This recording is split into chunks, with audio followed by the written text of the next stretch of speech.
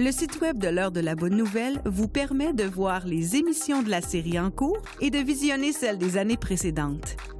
Dans la section Liens utiles, nous identifions plusieurs liens Internet donnant accès à du contenu évangélique de qualité. On y retrouve une tonne de moyens concrets pour vous aider à poursuivre et enrichir vos réflexions.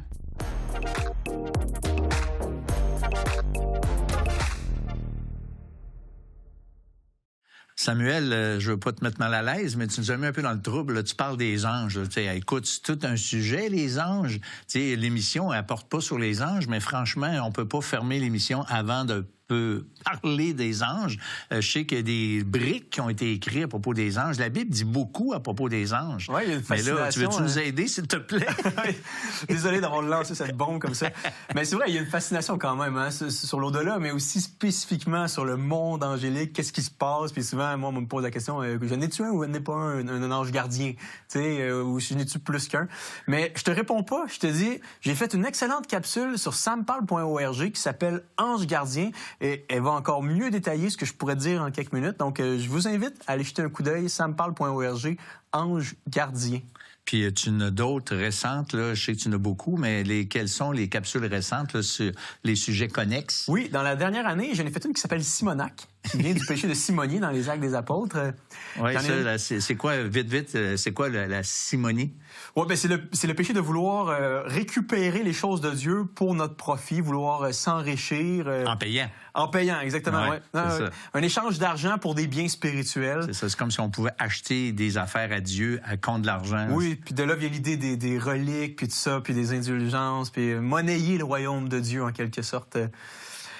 J'ai aussi fait une capsule qui s'intitule « Christ », mais qui amène à Christ avec un T. Donc, c'est sur la messianité.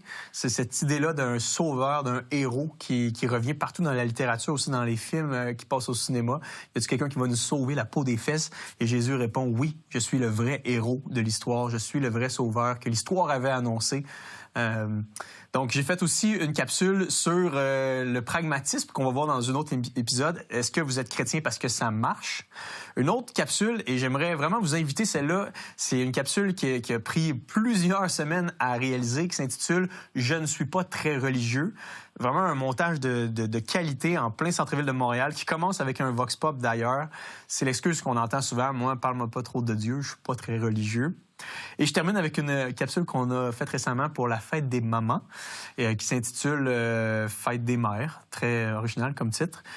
Puis elle aborde vraiment toute l'idéologie du genre, mais avec la perspective chrétienne. Qu'est-ce que le christianisme a à dire sur l'identité d'homme, de femme, maman, papa, famille, nucléaire, etc. Donc, ça vaut le coup si vous avez quelques minutes à gagner et non pas à perdre. Oui, c'est ça. Je suis pas sûr si tu vas te faire beaucoup d'amis avec cette dernière, mais quand même, tu sais, on croit à l'Heure de la Bonne Nouvelle, à l'autorité de la Bible et ce que Dieu a dit, ce que Dieu a décrété. Moi, je constate malheureusement que dans notre société, on dirait tout ce que Dieu a dit, nous, on prétend, nous, comme société, on dit le contraire. On dirait que si vous voulez savoir ce que la Bible dit, là, regardez la société, puis virez ça à l'envers, puis ça risque d'être ça. J'exagère, hein, on s'entend, mais je trouve ça vraiment intéressant de penser que on s'éloigne de plus en plus des valeurs judéo-chrétiennes, et honnêtement, c'est vraiment pas pour notre propre bonheur. Merci Samuel. Merci François. C'est un plaisir quand tu es avec nous. Toujours. Et puis nous, on vous dit merci aussi d'avoir été là. Merci de communiquer avec nous. On veut aussi remercier l'équipe technique qui sont là avec nous, avec laquelle on a beaucoup de plaisir. Et nous, on vous dit au revoir et à la semaine prochaine pour une autre émission de l'Heure de la Bonne Nouvelle.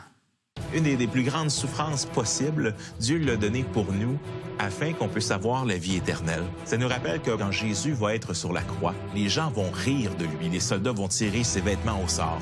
Les gens vont lui dire « Hey, si t'es si bon que ça, descendons de ta croix! » Mais une des paroles de Jésus, ça a été « Père, pardonne-leur, car ils ne savent pas ce qu'ils font. »